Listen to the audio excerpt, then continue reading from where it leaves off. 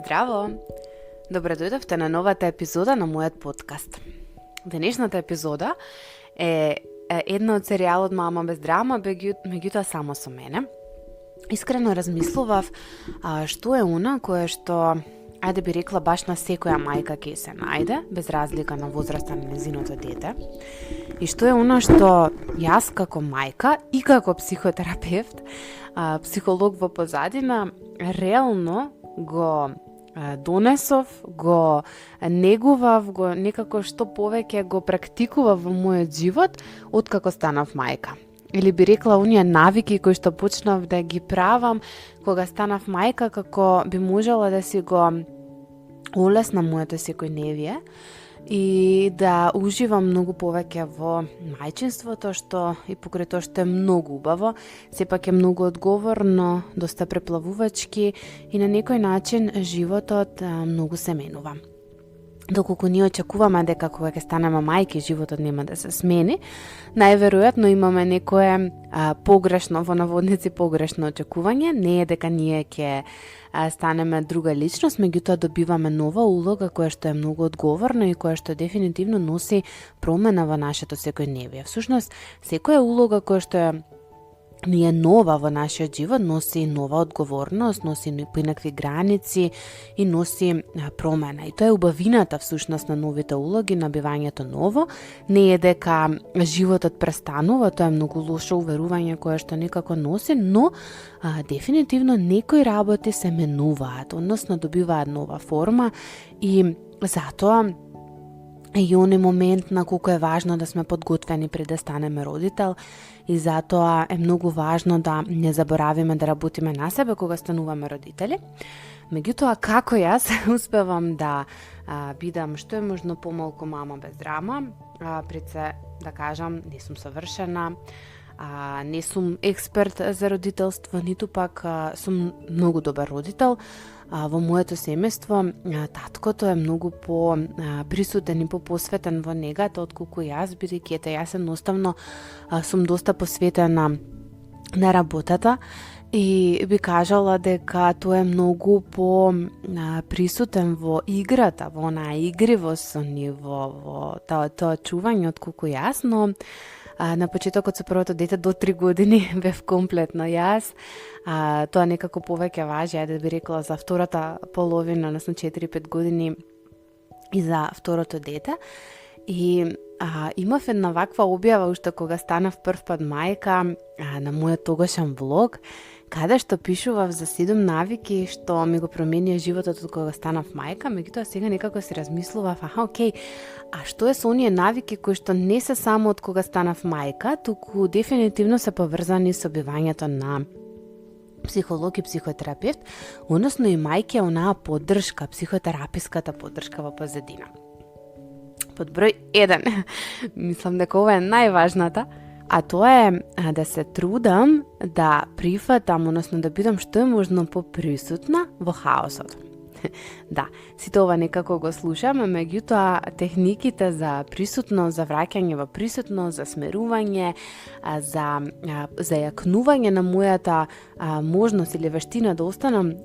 присутна е она кое што дефинитивно најмногу ми помага. Тоа е нешто кое што го правам на терапија и кое што вежбам да го правам дома. Искрено, дома е малку потешко, затоа што сум многу посубјективна и многу повеќе нормално ме боли. Меѓутоа, бивањето терапевт значи да постојано ние бидеме присутни.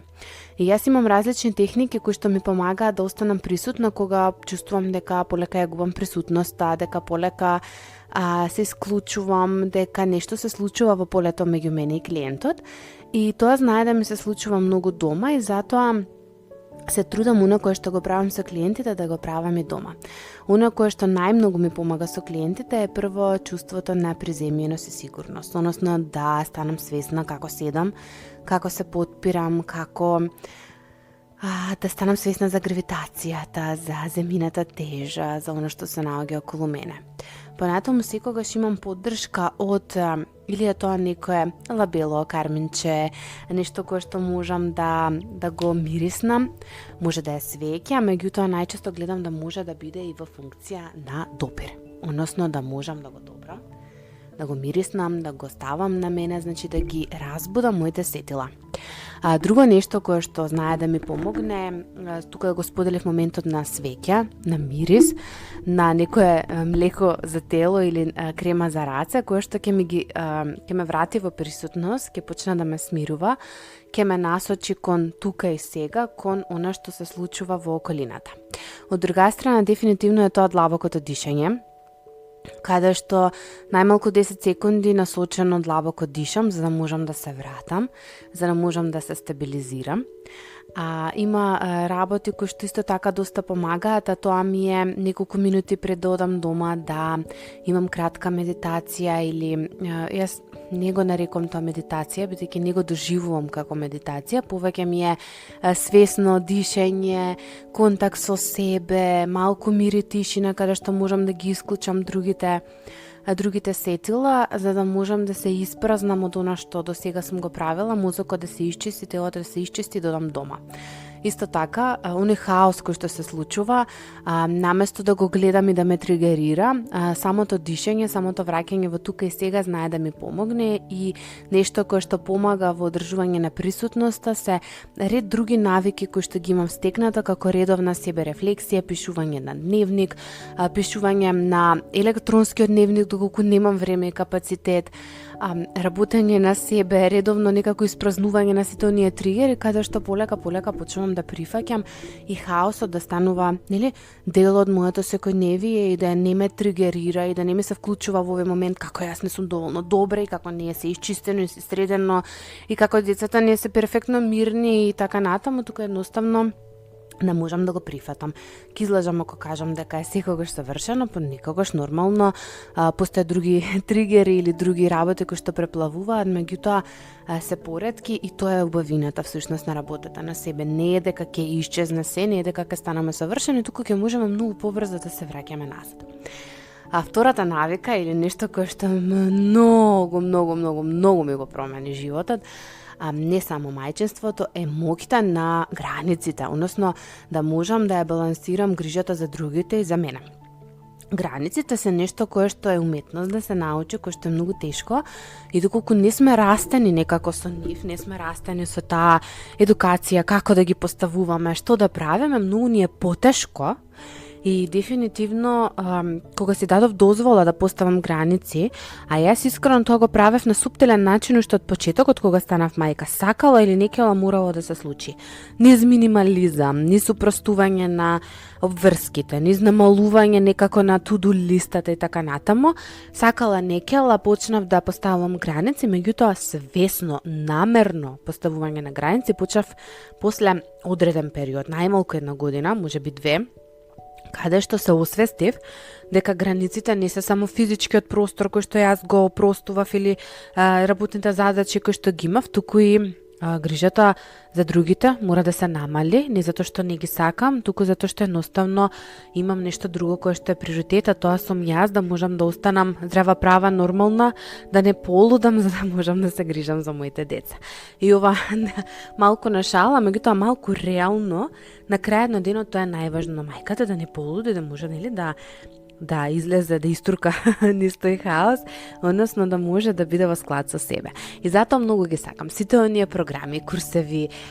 едукации, подкасти, YouTube и така натаму, кои што се во функција на разубавување на мајчинството, затоа што некогаш знае навистина да е многу тешко, навистина да е многу преплавувачки, навистина не возрастниот, ајде да кажам, одговорниот живот знае да биде леле, што убаво си беше кога бев дете, нели? Меѓутоа и не е баш така, затоа што токму овој живот носи многу поголема убавина. Јас секогаш велам, ако можам да бирам досега најтежок период, тоа ми е школскиот период. Сум била одличен ученик, да се разбереме, со петки, сум била и мислам, како да кажам, со високо постигнување, меѓутоа, ако можам да бирам најтежок период, тоа е тој. И си велам, ако јас успеав да го истуркам тој период и да го поминам тој период, па сега е навистина многу лесно. Но она што го гледам во околината, бидејќи толку период работев, па и исклучиво со мајки, имаше еден период во мојата кариера, од тоа некаде кога почнав, каде што, кога почнав со приватна пракса, каде што имав 90% мајки, значи сакала некава темите беа околу тоа, околу менување на животот, на некои навики, и така некако дојдов и до границите, и така и настана програмата асертивна на тоа време, затоа што и повеќето работи кои што ги гледав кај клиентите и пред да станат родители, всушност стоеше проблемот во границите, односно на балансирање на таа грижа. Затоа што кога ние ќе можеме да се избалансираме, тоа е нешто што јас почнав да го правам, кога почнав да поставам здрави граници во однос на потребите на моите клиенти пред се, затоа што да не се лажеме, постојат клиенти кои што имаат многу поголеми потреби. И имаше еден период кога јас свесно застанав и си реков, окей, јас со 2 мали деца, а допрва сето оно што следува, нема да можам и не можам да балансирам меѓу мојата потреба, потребата на моите дечења, на моето семејство, на моите други улоги, вклучително и улогата на сопруга, и да се грижам за клиенти кои што имаат многу барање, односно не станува збор само за 1 час неделно, туку дефинитивно многу повеќе од тоа. И тоа беше момент кога сватив и одам кон другиот момент, а тоа е да научам да кажувам не, затоа што постојат други луѓе кои што можат тоа да го направат. Дури имав еден момент кога драстично го смени времето на работа, каде што морав да во наводници разучарам многу клиенти, бидејќи не можев повеќе да работам втора смена, односно да ги препратам кај колеги, кај други терапевти кои што можат многу повеќе да бидат тука за нив, а затоа што јас немав како, бидејќи се наоѓав себе си како сум преморана, се наоѓав себе си како ми летаат мислите на кај децата што прават дома, дали се гладни, дали се добри, дали плачат. И секако не бил долг период кој што траел, ова е кратко, бидејќи низ работата на себе имам научено многу брзо ова да го мапирам, значи станува збор за 2 недели, не нешто повеќе. Во мојот случај, иако некои работи вклучително траеле можеби и подолго, и тоа е она кое што всушност го сватив колкава е моќта на границите во родителството.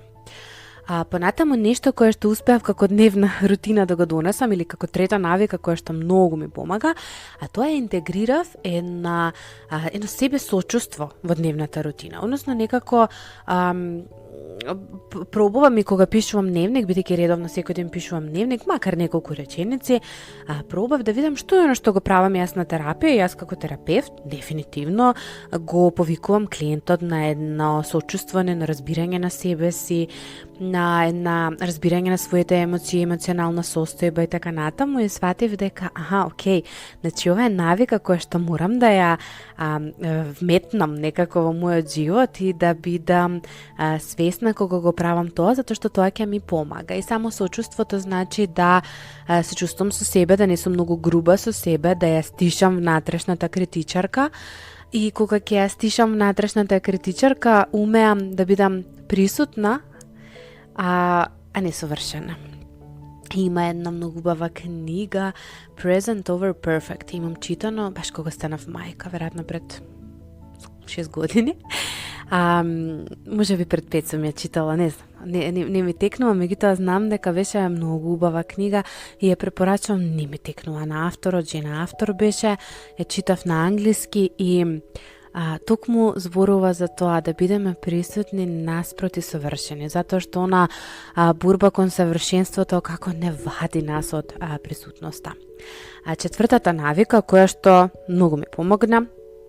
значи сега баш зборувам за навиките што многу ми помогнале и што можам да ги поврзам од терапевската пракса во мајчинството, а тоа е да ставам приоритет на грижата за себе. Значи ова е нешто кое што дефинитивно сум рекла дека нема шанси да пати. Зошто? Затоа што пред се сум свесна дека клиентот доколку не води грижа за себе, џабе оди напред, значи џабе што и да направи, едноставно не може да има оној напредок, реален видлив напредок, бидејќи цело време ќе се враќа кон тоа дека не води, нема избалансирани ритуали, навики, и дека не може да го одржува менталното здравје, ниту пак емоциите, емоционалното здравје, духовното и така натаму. И јас кога сум мајка и терапевт, ова ми е многу важно, затоа што ако јас не се грижам за себе, не можам да се грижам за другите. Нели тоа е некако, не мора да сте терапевт, меѓутоа и вие се грижите за некого, без разлика која е вашата професија. Доколку сте од хумана професија, станува збор за директно директна грижа за човек. И тоа е многу истрпувачки. Најистрпувачки професии кои што одат во burnout, во синдромот на прегорување, се токму оние кои што се грижат директно за другите, значи медицинскиот персонал вклучително. И затоа некако ова е нешто навика кое што не знаев дали да ставам прва, јас ја донесов четврта, меѓутоа е многу важна. Она кое што јас го правам како ритуал, например, секогаш во грижата за себе внимавам да имам простор кога ќе бидам сама со себе, да имам простор кога доволно ќе одморам, да имам простор кога ќе можам да ја испразнам на некој начин енергијата која што ми е присутна, или ако ништо друго, ако нешто во моментот не можам, го запишувам дека ми е потребно и го ставам на листата на приоритет, да почнам да барам начин како за да можам да бидам свесна дека јас сум сега нервозна ради тоа и тоа, за да не проектирам во моментот, што ми е многу важно. Затоа што свесна сум дека понекогаш, особено деца се болни, криза со клиент, тежок ден и така натаму, се случува да таа грижа за себе знае да се размрда, да не можам баш така како што јас сум решила и одлучила дента да ја правам, но кога ги има присутноста, кога ги има навиките и ритуалите кои што се константни, кога го има само соочувството, ова некако е еден убав склоп на навики кои што ме поддржува. И понатаму, ништо кое што многу исто така ми помага е да си правам една рефлексија од секоја улога. Односно, застанувам, и не го правам секој ден, не би рекла дека е ова дневна, ајде да кажам, навика, меѓутоа, чисто знам да застанам, особено кога имам повеќе време, го пишувам дневникот или кога некако сум насочена кон менување на приоритети, размислување што е оно што ми е важно и така натаму,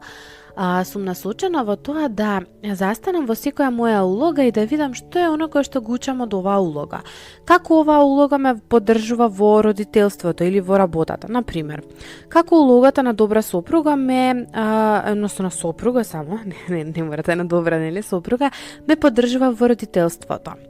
Па така што сум свесна дека на децата им е многу важно да имаат среќни родители, да се сакаат, да се сигурни, мама и тато кога се во склад и детето е мирно и смирено и така натаму. Нели, тука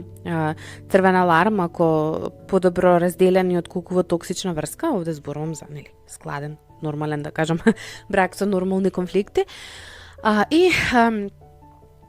Например, тоа е нешто кое што ме поддржува и во тој момент знам да застанам и речам, супер. Значи на моите деца не им треба само јас да им досадувам и не знам што да правам, многу често им треба јас да сум добра сопруга и на тој начин во наводници две муви со еден удар.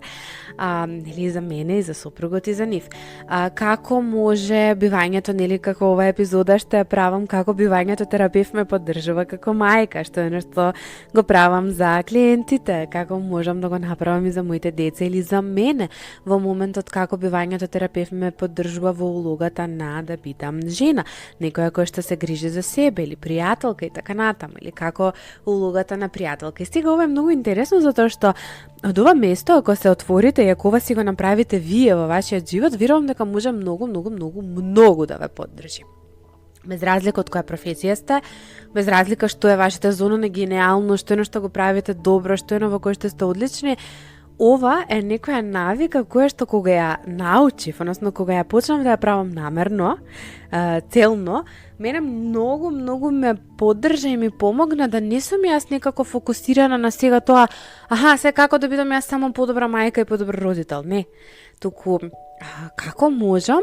да бидам во склад со себе. И кога јас сум добра, и кога сум во склад со себе, и кога сум во склад со сите мои улоги во овој момент што ги имам, јас можам да имам веќе и духовен развој, да бидам стабилна, среќна и наместена. Нешто друго кое што е многу важно, кое што да би рекла дека многу ме поддржа, тоа е, иако често зборувам за минимализам, за организација, за планирање и така натаму, значи ефективното стратешко планирање или планирање на времето, тајм менеджментот, е нешто кое што премногу ме поддржува. Значи, тука ова можам да го вметнам и во самите граници, каде што јас некако го гледам низ границите ова, бидејќи ако јас не сум добра со времето, ако јас не менеджирам добро, ако јас не размислам кога точно треба да работам, колку точно треба да работам, бидејќи јас сум предприемач. Значи јас не работам за друг, јас работам за себе и за мене е многу важно да јас имам добар план, да јас точно знам колку време работам, како работам, колку време мене ми е потребно за да можам, нели, да го постигнам сето оно кое што морам и кое што ми е желба. Значи имам работи кои што морам, типот на плата, даноци, давачки, нели, сето тоа е морам, а другото е сакам. И затоа овој тайм менеджмент или организација на времето е нешто кое што како мајка најмногу ми помага, затоа што и ме поддржува да можам да го менаџирам и нивното време. Односно да можам и децата да им помогнам да и тие имаат организирано време, или да не е некако се без предвидливост, без рутина, да не е се толку многу спонтано, туку едноставно да има простор за спонтаност, многу голем простор за спонтаност, но сепак да биде подредено. Зошто ова го кажувам? Затоа што како за мене, како за другите, така и за децата, ако не легнуваат во исто време во текот на денот, нема да може да спијат. Ако немаат некоја рутина која што е предвидлива, нема да може да бидат мирни и смирени. И тоа е нешто кое што ако не го освестиме, ако не го имаме, истото важи за нас, најверојатно ќе живееме во многу голем хаос. Иако мајчинството само по себе знае да биде хаотично, меѓутоа многу е друго кога е хаотично типот на расфрлано. Нели? Има многу играчки, има многу работи, има многу смеа, многу радост, многу солзи, а друго е кога е хаотично во смисол на не знам кој кога јаде, кој кога пие, дали е јаден, дали не е јаден и така натаму. Значи, тоа е многу важно. Да останеме свесни за да може да се ги задоволуваме и да им ги задоволиме на децата потребите. Но дека се мали, вклучително не можат сами, мораме ние. А друго нешто, друга навика која што мислам дека од секогаш сум ја имала, меѓутоа во мајчинството многу ми порасна, а тоа е да негувам растечки мајндсет, односно да постојано бидам внимателна и да гледам и да мапирам каде ми е фиксиран мајндсетот, за да можам да што е можно повеќе го прифаќам оној растечкиот и да можам да навигирам на некој начин со сите промени кои што се случуваат, да можам да сум во контакт и да ја употребувам мојата резилиентност, да некако реагирам од една позиција на љубопитство и учење и да не сум ова е толку и не можам, туку ајде да видам што можам или ајде да пробам и така натаму. И ова е нешто дефинитивно кое што го имам благодарение на мојата професија, затоа што сакала или некела,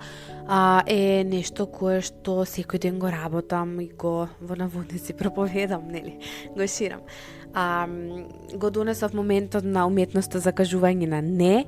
но во ова не би го кажала можеби во однос на граници, како граници што го сподели во однос на балансирање на грижата, туку во поставување на приоритети. Имам епизода на овој подкаст како да поставите приоритети, зашто да се тоа максимум, да речеме 3, да не се премногу и така натаму. И ова е нешто кое што многу ми помогнало, затоа што на крајот на денот имам, да речеме, 3 приоритети. Едното е да, нели, например, децата да бидат добро, без разлика, значи не значи дека јас сама ќе го направам тоа, тука ќе делегирам, тој ќе ги чува толку до толку, тој ќе ги чува толку до толку, јас ќе ги чувам толку до толку, ова ќе го оставам, она ќе го оставам, значи тука не секогаш станува збор дека јас сум, нели, присутна во тој приоритет, туку ми е приоритет да знам, да го испланирам денот како ќе биде, да е се тоа подмирено. Другиот приоритет ми е работата, моите клиенти, оно кој што дента морам да го направам, и третиот приоритет ми е времето за себе, односно нели оној момент на полнење на енергетскиот капацитет, на мојата енергија, на моето задоволство, грижата за себе што останува. И кога е вака поделено, е многу полесно и поедноставно. Не е секој ден така, нели некогаш е приоритет, треба да се отиде на, не знам, прослава, треба да се купи нешто, треба да се патува и така натаму, некогаш е некој болен. Значи ова е нешто што се менува, што секој ден одново и одново се поставува, меѓутоа реално повеќето денови е вака некако. И нешто една навика која што премногу ме поддржи, веројатно со неја ќе завршам, иако има уште, сигурна сум дека има уште, меѓутоа ова е нешто кое што сум го научила од бивањето терапевт. А тоа е да изградам силна мрежа на конекции, на контакти, на заедница која што ме поддржува. Да се разбереме, кога велам силна, не зборам голема. А јас сум некој кој што повеќе верува во квалитет отколку во квантитет. Квантитет има, постои, меѓутоа, барем за мене, за мојот карактер, за оно што сум јас денес, сега, мене ми е многу тешко да одржувам во исто време многу контакти и сосема го имам тоа прифатено дека едноставно немам енергија, немам капацитет да можам да имам многу блиски контакти и одржувам, имам близок контакт со одредени личности на кои што можам да им верувам и може да ми веруваат мене. Односно знам дека можам да бидам тука за нив. Вклучително кога станав мајка, контактите ми се променија, не затоа што другите луѓе не чинеа или јас не сум чинела, туку затоа што станувањето мајка само по себе ме промени, ме донеса во позиција да размислувам многу повеќе за некој друг и да проверам што е што јас сакам на моите деца утре да им го пренесам, а што не. И тука и јас сама за себе сфатив колку работи сум ги правела во наводници погрешно, односно колку работи не биле во склад со моите вредности семејни понатаму или нели како јас би била како родител. И може би ова е нешто кое што е убаво, еве чисто да ви го донесам како прашање, ова што сега го правам, дали сакам утре моето дете да го прави, дали да го зборува, да го мисли, да биде дел од неговиот мајндсет, или може би ова јас што го прави мојата пријателка во овој момент, дали ми е во ред и моето дете да го слушне. И во тој момент, пак ќе кажам, не дека станувал збор за лоши пријателства, туку во тој момент кога станав мајка, станав свесна колку веќе не сум јас соодветна за одреден круг на луѓе. И затоа ова последна навика која што ја носам, прво сакам да споделам дека е многу важна. Затоа што доколку ние немаме заедница, доколку ние немаме поддршка и не мора да станува збор само за пријатели. Понекогаш поддршка и заедница знаат да бидат форум, знае да биде група некоја, знае да биде мајки на игралиште некоја. Значи, не секогаш тоа може да станува збор за некоја многу силна заедница, барем додека се гради на почеток. И тоа е во ред. Меѓутоа е идеално и убаво да има барем една, две, три личности кои што можат навистина да бидат стабилна поддршка за мајката, како ми може да и таа да се чувствува поддржана и добро. А некогаш во оваа заедница поддршката ќе биде програм, ќе биде книга, ќе биде видео и тоа е во ред. Затоа што дека не се стекне таа заедница, подобро е да имаме заедница која што е виртуелна, отколку да имаме заедница која што не ни служи и не ни поддржува. Оно што го гледам кај многу мајки е како буквално се распаѓаат, затоа што не можат да се почувствуваат прифатено, разбрано и да можат да живеат автентично како мајки со оно што сакаат да го прават, нели, и да го променат или го донесат во нивниот живот. За личниот раст и развој, исто тоа е важно. Многу е важно со кои сме обколени, обкружени. Многу е важно кој се наоѓа во нашата околина. И затоа подобро помалку, меѓутоа квалитетно, односно луѓе кои што ги делат нашите вредности, каде што ќе се почувствуваме пријатно да бидеме автентични, отколку личности кои што постојано ќе чувствуваме дека сме осудени, или дека треба да глумиме, или дека треба да се разводнуваме, да се смалуваме, да не бидеме тие што сме. И секако дека постојат некои личности пред кои што мораме вклучително да бидеме такви, меѓутоа тоа да биде помал сооднос во однос на оној број на луѓе кои што ќе не поддржат. А и таа епизодата сакам некако да ја завршам, си рекав да не трае повеќе од половина час, затоа што мајка сте веројатно што ја слушате и толку трае ручекот, толку трае пеглањето, да не останам, да не бидам многу долга. Сакам да ве поддржам дека овие навики не се само за мајчинство, меѓутоа ова е нешто кое што јас го размислив и ми дојде дека е навика која што се ме стекнала како мајка и терапевт. Значи сакала некако тие две ми се поврзани. Ви посакувам пријатно мајчинство, уживање и доколку ви се допаѓаат ваков тип на епизоди, малку по лични, малку по насочени со некои насоки, со некои идеи, пишете ми, затоа што мене многу ми значи како би знаела што е оно кое што можам да го подготвувам како содржина на овој подкаст. И ви благодарам на сите кои што останавте до крајот, споделете оваа епизода со некоја мајка на која што можеби е потребно ова, на која што ќе е потребно некоја насока, идеја, инспирација, мотивација, работа на себе. Ви благодарам. Поздрав, се слушаме во наредната епизода.